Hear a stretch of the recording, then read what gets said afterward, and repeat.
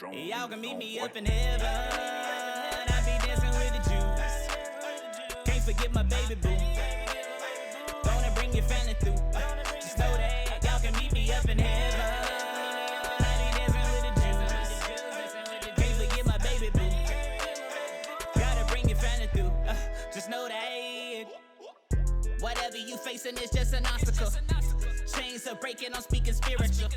Stressing, no resting, you at the knock with nothing in this world that I won't conquer. I'm literally lit off this literature, lyrical, paralyzed to walk, what a miracle. Facing the Bible, them healthy minerals. I'm talking fruits and vegetables, I'm pouring out the cereal. God deserves the chills and O's, the X and O's, no letting go. But when I wonder, I need a plumber to flush away the sins that make me vomit.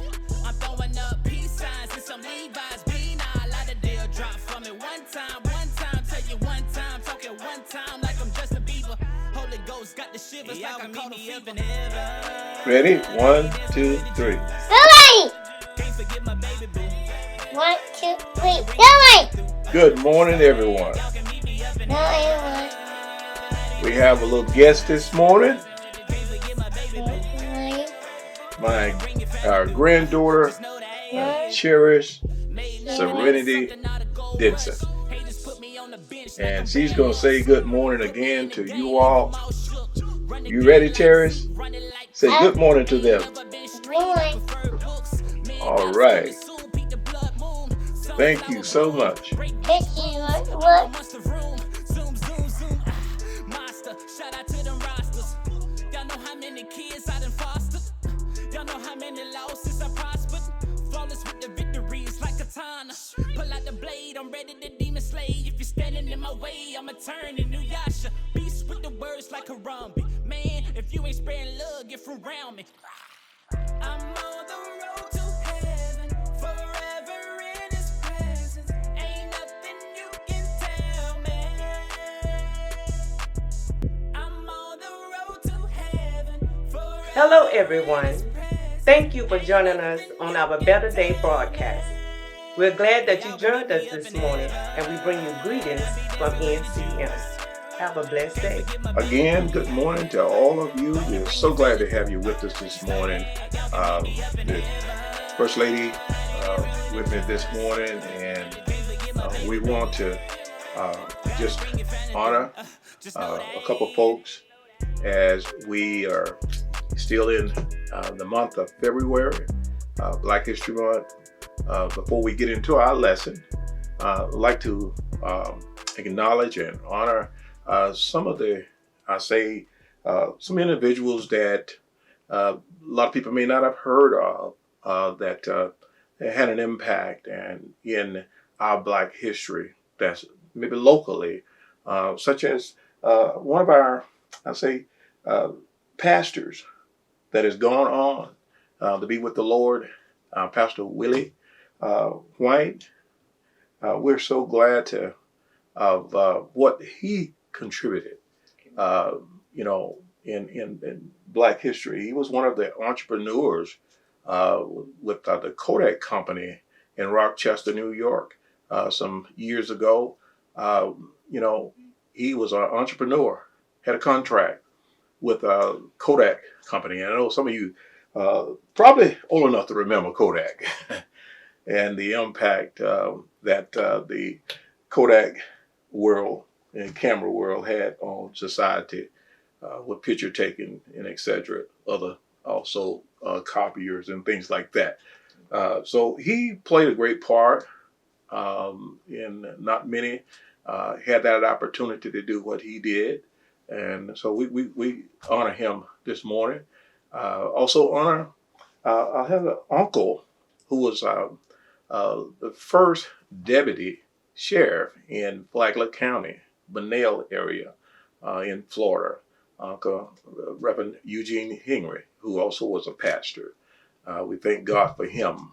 We just wanted to give a shout out to some of our local people who were, very significant and important to the struggle of, during Black history. As we look at Black history, they was a part of us getting to even where we are. They played a great part.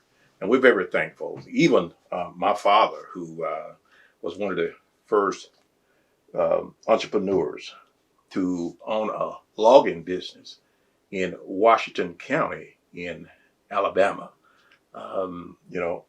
So that was special too. So we're very appreciative and thankful to have ancestors and who played a great part within our families. So we're very thankful and proud of them. One of the other experiences and things I want to share with you, one of the opportunities that we had, me and my wife, had an opportunity to visit the National Museum of African American History and Culture. And it was a, great experience. We actually enjoyed it so and didn't have enough time to really see everything within it. And because it's so much to see and so much to learn. Not trying to advertise, but just saying that this is something that if you ever get a chance to pay a visit to the museum, you would enjoy it and learn more about our history, Black history. Amen. All right. Okay. All right. We want to prepare our hearts for a word, little teaching this morning in, the book of Daniel is where I'm going to start, the 12th chapter of Daniel. And we're going to talk about the return of Jesus. And there were, some things that God himself wanted us and does want us to know before the second coming of Christ, which we call the second advent. We know the first advent had to do with Jesus coming into the earth as a baby, baby boy being born into this earth, because Advent has to do with means arrival.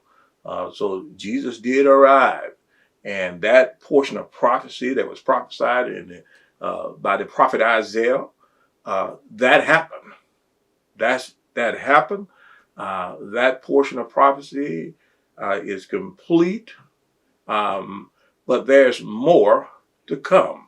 And just as the angels in Acts, the book of Acts, the first chapter of Acts, there were those who was gazing at Jesus when he ascended, when he went up.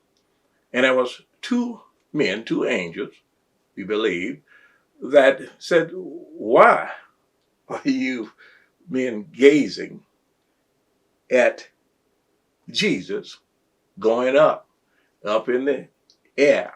I said, because this same Jesus that's ascending is going to descend. And so Jesus is going to return. There's going to be a second coming of Christ. We know that the first, he came as a suffering Messiah. But the second one, he's coming as a ruling king, to reign on this earth, as Bible prophecy teaches us, for 1,000 years. And we know that God has a plan to restore and to prepare us for what was intended from the very beginning. It was not God's intention or plan for us to die in the manner in which we died, to live such a short lifespan. That was not the plan of God. Man messed that plan up. But God has a plan, and he has used his only begotten Son to make sure that things will be in place for us, that we'll be able to enjoy this earth after it's restored in the manner in which God intended from the very beginning. Amen. Amen. So let's go into our lesson. In the book of Daniel, the 12th chapter. Just want to read one verse here. Daniel 12:4 says, "But thou, O Daniel, shut up the words and seal the book, even to the time of the end. Many shall do what? Run to and fro, and knowledge shall be increased." Knowledge shall be increased. What are we talking about here? Now, there were some things, as I say, that God wants us to know and understand. He does not want, especially, and who am I talking to? It is God's intention, desire that all men be saved. That was his desire, and his desire now that all living individuals be saved, have the opportunity to be saved, because he wants to see you saved and not lost. But not everyone is going to make that choice.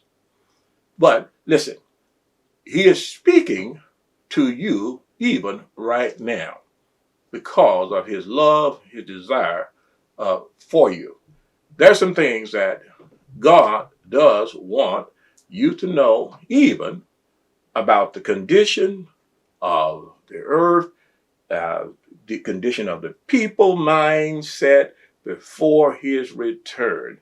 What can we prepare for? What can we be looking for as believers, especially because as the Apostle Paul said in 1 Thessalonians 5, said that the children of the light should not be in darkness and unaware of such things that are coming upon this earth and the times and seasons. Said, brethren, not withholding that from you. You should understand when it comes to the times and the seasons, understanding that Jesus, listen, is soon to come.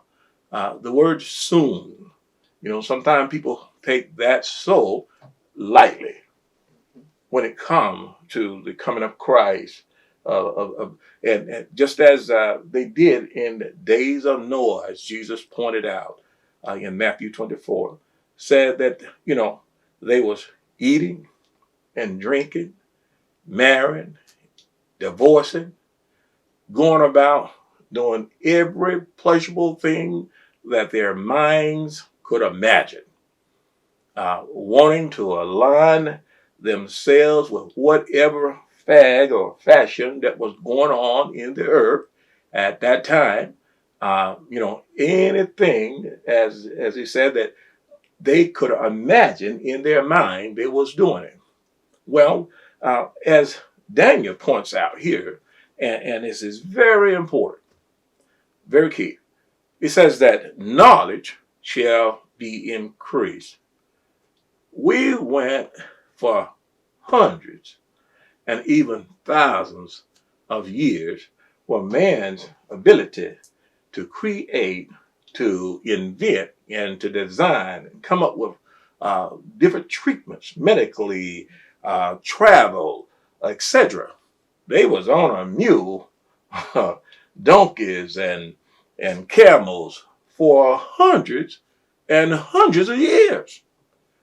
It was not until the recent within 100 years, that man's ability, knowledge, just expanded to such a phenomenal rate within even the last 60 to 70 years, such a phenomenal rate that just blowed all of those 1,000 years out of the water, because they, as I say, the progression was so slow. But because of what? Prophecy. Because it was prophesied that man would have, his knowledge would increase and be able to invent things from medical to pleasure. And I say pleasure with technology, with phones, cell phones, and I know just about everybody have a cell phone. If they're over probably 5 years old, they have a cell phone, and that's technology that I say that's so advanced that 1 year, every time a year come around, they have something new to offer you with the cell phone. Henry Ford used to make a car every 3 to 5 years, put out a new car. And now they put out a new car every year. And they've been doing that for the last 50 years or so. So, the technology and even the cars now that they're getting ready to throw on some of you, is going to drive you everywhere you want to go. And you're going to trust that computer because that's the new technology. Because man's ability to think and come up with new technology is so far advanced because guess what? The Bible has told us that it was going to happen. And here we are. We're in that time. That time is not away from us, years to come. That technology is here right now. There are so many things that, has already taken place and full prophecy fulfilled that I say in the Old Testament that it prophesied that would happen. But yet there are other prophecies when it comes to end time prophecy that has not occurred, but we see it happening before our eyes. We see the technology. We see that you can travel from one country to the next within a matter of hours. They have even now rockets that can time travel, get through one time zone to another, go out of space. They say they've been to the moon. Listen, that, man walked on the moon.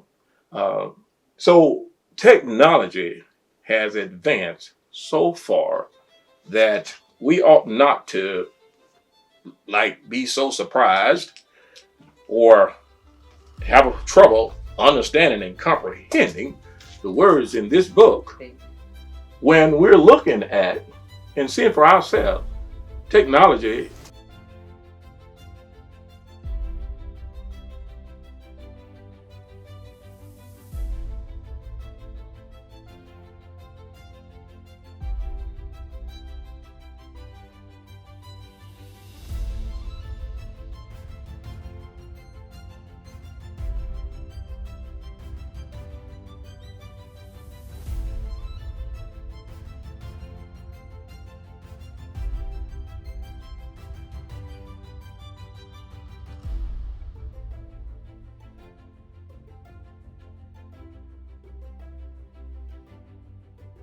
Good afternoon. I'm here to share with you some Black history and Black currency. All right. Do you know who has the most money in America? What's down there in us? Yeah, we just keep it real. The first Black billionaire was Robert Louis Johnson. That was in 2001. Does anybody in here know who he is? Yeah. Who was he? Come on. He owned BET at one time. He's a businessman. All right. Many business ventures. All right. He was an American entrepreneur, media magnate, executive, a philanthropist, and an investor. He was the co-founder of BET. Right. That was acquired by Viacom in 2001. He also founded RLJ Companies, a company holding that invests in various business sectors, and also he is the former majority owner of the Charlotte Bobcats. He became the first Black billionaire in 2001. Now, one of his famous quotes was, "Believe in yourself and have confidence that you can compete against all odds and have a vision of what you'd like to accomplish and be able to articulate that vision. Now that's not all today, as I also have more about today's wealth and how did it spread. It's not easy for anyone to become a billionaire in America, but it's likely that it's even harder if you're black. In terms of millionaires, only 8% of all millionaires in America are black. The 76% belongs to the white people in America. Now then, in terms of billionaires, there are 8 billionaires in America. The 8 being Jay-Z, a famous music producer, Kanye West, also known as a music producer, Michael Jordan, who is a famous basketball player and also owns a shoe company, Oprah Winfrey, who is a multi-million-dollar fortune off her media empire, and David Stewart, who built his fortune running an IT service provider that counts at Verizon, City, and helps out the federal government. Now then, the top billionaire today that is black is known as Robert F. Smith, who is the richest black man in the country today. His net worth is $5.2 billion, and he is a Cornell graduate and former Goldman Sachs executive. Smith built a multi-million-dollar fortune running a private equity firm, Vista Partners. He was a business insider and helps the nation worldwide with $46 billion in assets and posting annualized returns of 22%. So isn't it crazy that there's only 7 billionaires that are black? But for white billionaires, there are 50. Now, the reason why I wanted to show you these odds is because today in SEM, I'm looking at a lot of billionaires. 2 to 10 years from now, we will be up, and we will be with them, and we will be supporting God and spreading the word with money, with love, with power, and everything.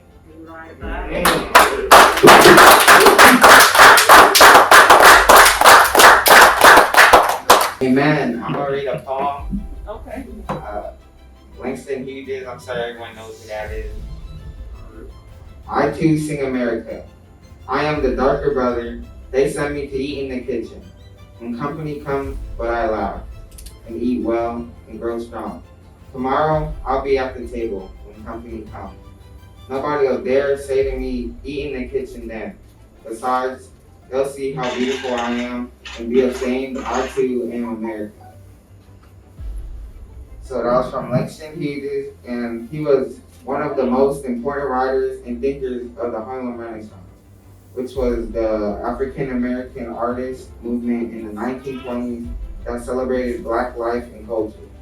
His literary works helped shape American literature and politics. What this poem means to me, that back when Black African Americans were enslaved, they were looked as lesser beings even until the Civil Rights Movement. But it also means that soon the country will know the beauty and strength of Blackness.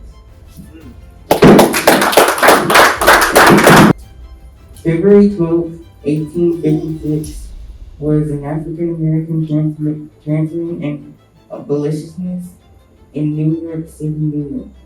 He operated and owned a tailoring business. In 1821, he was one of the first African Americans to be granted a patent to his method of dry cleaning. With the proceeds of his invention, he brought his wife and children's freedom, then continued his civil rights work. James became active in working for civil rights for the African American community. In 1831, he selected an assistant secretary to the first annual convention of the people of color of Philadelphia, Pennsylvania, which met in June of that year. He held a legal defense for his daughter Elizabeth James. In 1854, when he challenged the private streetcar company's segregation of scene and was arrested. She was defended by Downey Preston Arthur and won her next case. The two prominent African American leaders, unions, organized the Legal Rights Association in 1855 in New York, which raised challenges to discrimination and organized legal defenses for court cases. He found and was the trustee of an ABC of a leader in a black community. So I'm from Frederick Douglass, and a quote for him is, "If there is no struggle, there is no progress." And what this means to me is that the only way I'm gonna accomplish something and get better is not take the easy way, but take the hard way of it, and almost like be accomplished by achieving it. Frederick Douglass was an escaped slave who became an activist, author, and a public speaker. He became a leader in the movement, which sought to end the practice of slavery before and during the Civil War. His work served as an inspiration to the civil rights movement of the 1960s and beyond.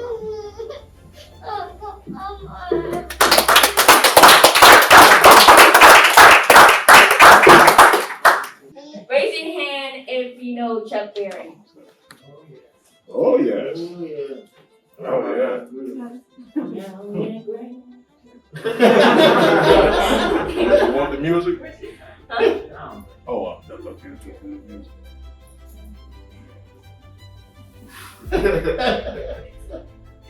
Okay, Chuck Berry was born in October 18, 1926, St. Louis, Missouri, United States. October.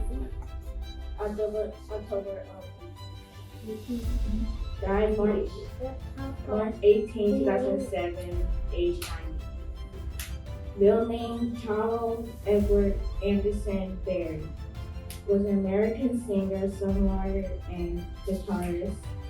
I was hoping Uncle would bring the guitar.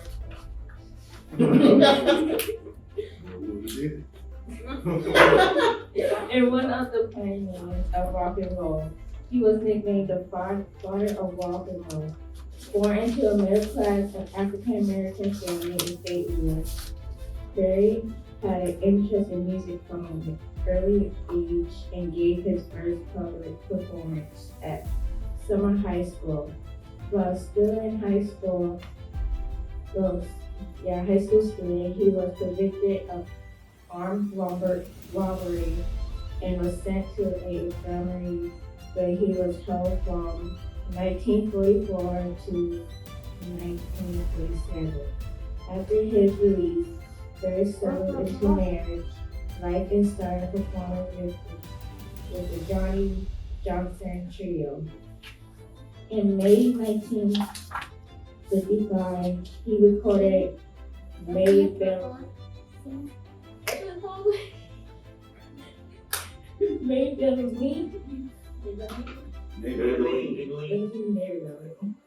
It sold over 1 billion copies, reaching #1 on Billboard's magazine Rhythm and Blues chart.